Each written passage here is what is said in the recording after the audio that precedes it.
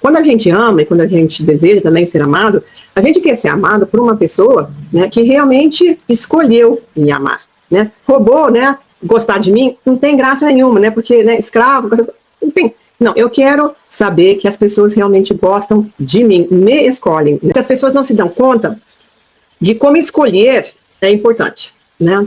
E como isso aparece tantas vezes na Bíblia e que nem sempre a gente está sendo capaz, né, de poder escolher, né, de acordo com as coisas do Senhor. Então eu quero falar um pouco sobre por que é importante, o que é escolha, por que é importante escolher e como é que a gente pode fazer para aprender também a escolher melhor, né?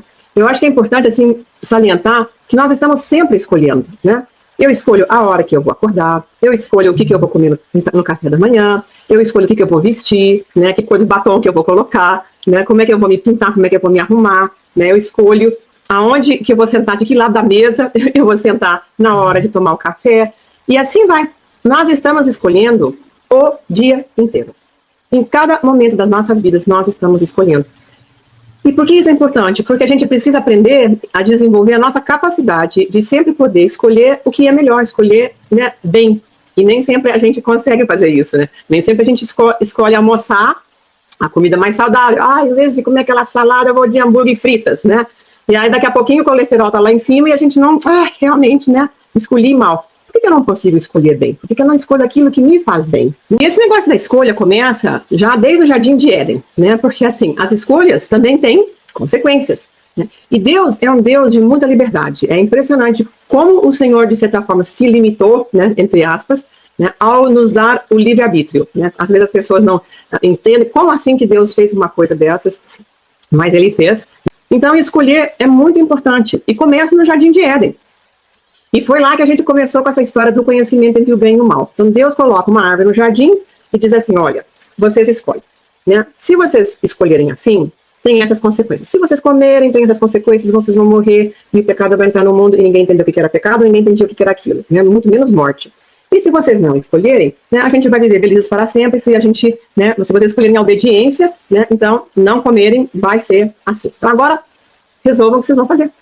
Então, Deus sempre nos coloca numa situação, né, de podermos escolher entre o bem e o mal, né? E Ele quer ver como é que vai ser, né, as nossas escolhas.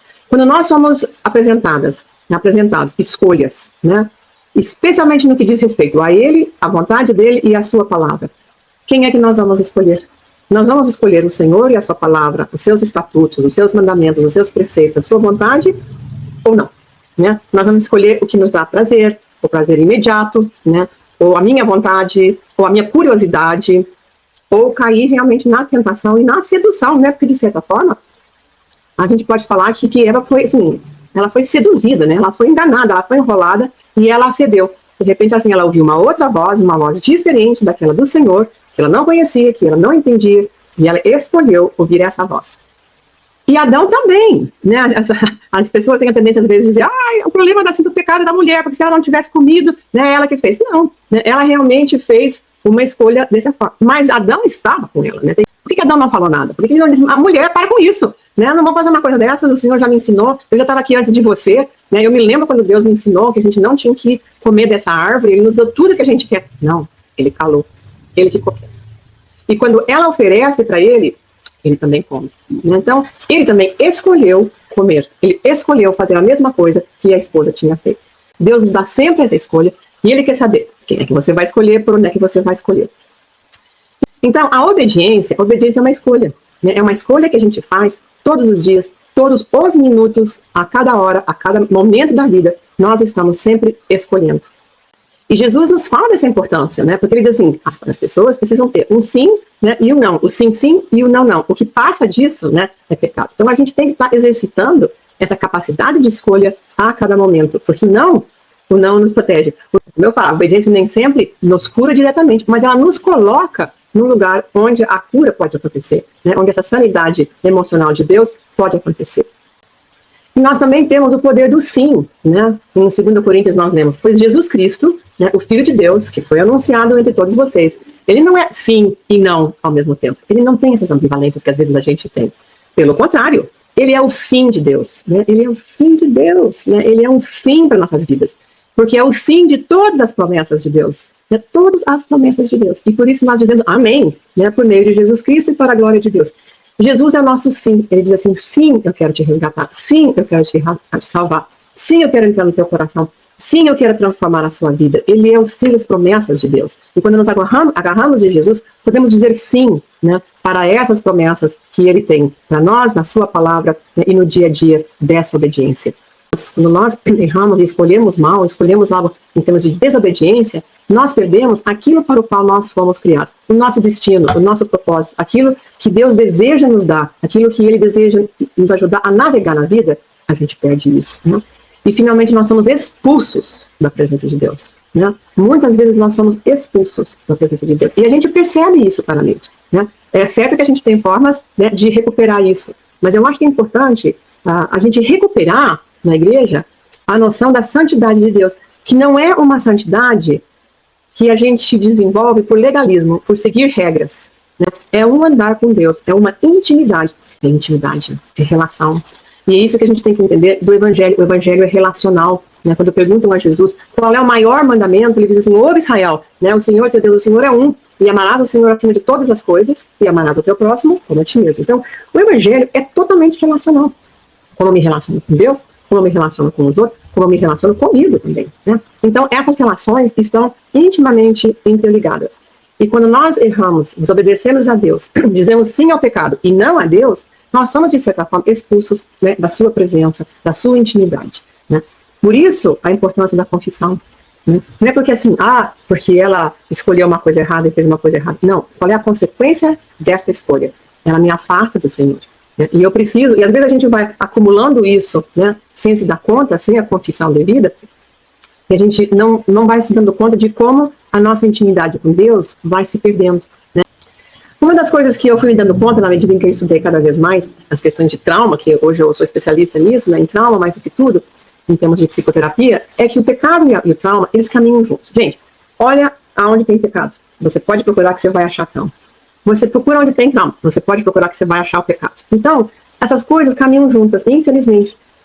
Uma vezes é a causa da outra, a outra é a causa da uma, sabe? Então, pode procurar. Então, às vezes é muito mais fácil em termos científicos a gente falar de trauma do que falar de pecado, Porque as pessoas falam, pecado como se também uma palavra caiu de moda, imagina se a gente é pecador, Isso é coisa do medieval, do tempo antigo, isso não existe mais, mas existe. Então, a gente fala muitas vezes de trauma. E eu falo muito assim, em termos de aceitação, no meio mais científico, mais clínico. Mas o que esses traumas, o que esse pecado, esse tipo de trauma faz conosco? Ele congela, ele congela as memórias no nosso cérebro. Muitos de vocês já leram meu livro de saúde emocional, ou me ouviram falar. Para mim, a mulher de Ló, que olha para trás e congela, é essa metáfora do congelamento. Eu fico eternamente presa, olhando para a desgraça, para tragédias. Ai meu Deus, e não consigo mais me virar, não consigo me mexer, não consigo sair desse lugar, porque eu estou realmente presa, inclusive neuroquimicamente presa, a essa lembrança, a essa situação, a essa dificuldade que eu presenciei. Graças a Deus o Senhor também tem soluções para essas coisas e não faz isso em geral com todo o nosso cérebro, a não ser aquelas pessoas que foram realmente vítimas de traumas contínuos e muitos crônicos, que a gente vai vendo que cada vez mais o seu cérebro vai sendo tomado por memórias que vão congelando essas redes neuronais, essas redes do nosso cérebro. Isso acontece inclusive no nosso cérebro, não é só uma metáfora, acontece mesmo assim. E esse trauma, esse pecado que congela nossas memórias, precisa ser descongelado, E hoje nós temos formas de fazer isso com psicoterapia, especialmente com terapia MDR, essas coisas que a gente vai falando aqui muito, Por quê? Porque realmente ajuda a descongelar essas memórias. E quando a gente consegue reprocessar essas lembranças a nível neuroquímico, então essa mulher de Ló pode soltar o passado e olhar para o presente, olhar para o futuro e tomar outras decisões, escolher melhor. Porque enquanto eu estou congelado, eu não tenho muitas escolhas não. Eu estou congelado e eu perco a minha capacidade de poder escolher. Eu só posso escolher ficar olhando para aquilo que me fez mal. Então a gente perde essa capacidade de escolher, a gente perde a capacidade de aprender.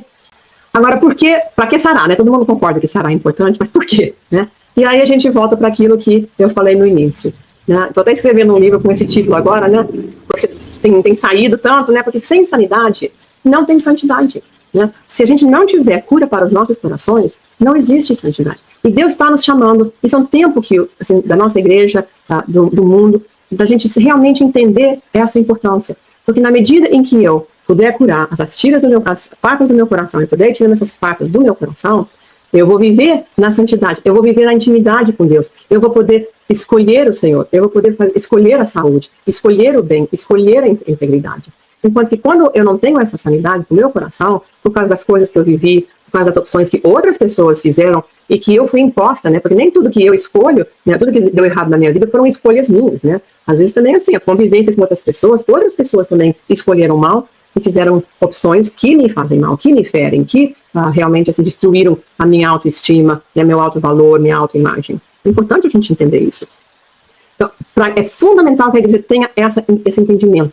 Porque como nós somos chamados como igreja, sim somos, né, a ser santos como o Senhor é santo, a gente tem que encontrar a forma de ser santo, não de fora para dentro, né? Não é deixando o cabelo crescer bem comprido, ou vestindo-se de uma forma, ou não se vestindo de outra, ou botando tatuagem, ou não botando tatuagem, ou todas as outras coisas assim, que cada um tem que ir resolver diante de Deus. A gente tem que andar com Deus, e é isso que vai nos desenvolver, nos ajudar a desenvolver a santidade. O caráter do Senhor Jesus Cristo dentro de nós. Eu acho que eu estou batendo muito nessa tecla, mas é essa tecla mesmo, né?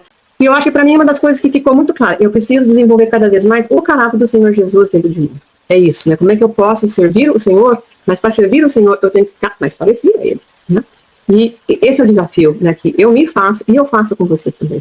Vamos sarar, gente, vamos curar essas coisas. Eu faço terapia até hoje, quando eu preciso, assim, eu vejo um negócio, não, eu não vou ficar com esse negócio, não estou entendendo por que isso aqui está me incomodando, lá vou eu resolver isso daí, procuro uma pessoa da minha confiança, um pastor, uma terapeuta, a oração, o Espírito Santo, de forma que eu possa realmente resolver aquela coisa e ter liberdade de escolha naquela área da minha vida. E eu sempre falo para meus pacientes que a gente tem que desenvolver, né, os músculos da escolha, o músculo do não, né? Eu quero ver, muitas mulheres têm muita dificuldade, homens também, de dizer não. Eu tenho medo de dizer não e a pessoa vai ficar desagradada, né? Ela vai ficar chateada, eu vou magoar. Mas e o certo e o errado? Então é mais importante o que a outra pessoa pensa, como ela me trata, como ela vai me perceber, do que escolher o certo e o errado. E eu acho que isso é uma coisa que também a gente precisa ir curando, porque às vezes as pessoas tiveram mãe e pai que eles não podiam arriscar de desagradar, né? Porque poderia ter consequências na sua família sérias, e a criança aprendeu isso muito cedo, e esses músculos não ficaram frouxos, né? Nunca se desenvolveram direito.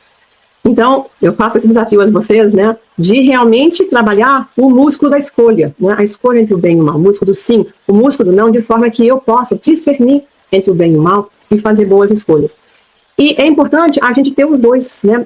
Eu conheço muitas pessoas que só tinham não. Cada vez que você fala com ela, só sai o não, né? Às vezes tem crianças que já sabem, a mãe ou o pai sempre diz sim e o outro sempre diz não. Então, para que eles vão perguntar para quem diz sim, né?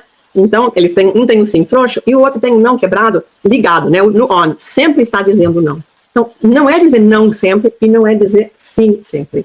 Jesus disse sim, sim e não, não. A saúde sempre está no meio termo. Ser capaz de discernir, né? Ser prudente, olhar, perceber, filtrar, às vezes cheirar mesmo assim, sabe?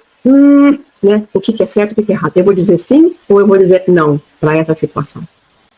Deus nos coloca em situações de tentação, né, não para ver a gente fracassar, mas para nos ajudar a vencer. Então, Ele vai nos ajudando, né, a desenvolver os nossos músculos da escolha, né, e Ele coloca situações, inclusive até com o Senhor Jesus, né, vamos lá para o deserto, para ver como é que você vai fazer na hora que você tiver que escolher entre o que o inimigo te propõe e o que Deus lhe propõe. Né? Graças a Deus que Jesus fez escolhas perfeitas, porque se Ele não tivesse feito essas escolhas perfeitas, a gente não teria a redenção que nós temos hoje, que Ele nos comprou realmente com esse sacrifício, né, com esse sofrimento, né, de se colocar no lugar que nós merecíamos, né, porque esse lugar era merecidamente meu, e Ele que foi perfeito tomou esse lugar de forma que eu pudesse, né, ter esse acesso. Então, quando a gente enfrenta a tentação, como é que estão os teus músculos? Né? Deus coloca essas coisas na nossa vida, não é para a gente fracassar, é para a gente aprender a vencer. Né? Como é que a gente aprende a ter vitória nessas situações de tentação? Também, na medida em que a gente vai aprendendo a escolher melhor, isso vai nos levando a um lugar de intimidade com Deus. Né? A obediência nos leva a isso. Quanto mais eu ando da mão dada com o Senhor, mais no seu passo, no seu compasso eu também vou estar, maior intimidade eu vou ter com o Senhor. E em Hebreus também a gente vê, né, que isso desenvolve a nossa maturidade, né? Como a gente precisa se tornar, né, adulto. Né, fala assim, a comida, né, dos adultos, ela é sólida, pois eles pela prática, sabe, exercício, sabem a diferença entre o que é bom e o que é mal. Né? Olha aí, como a palavra fala com a gente especificamente sobre isso.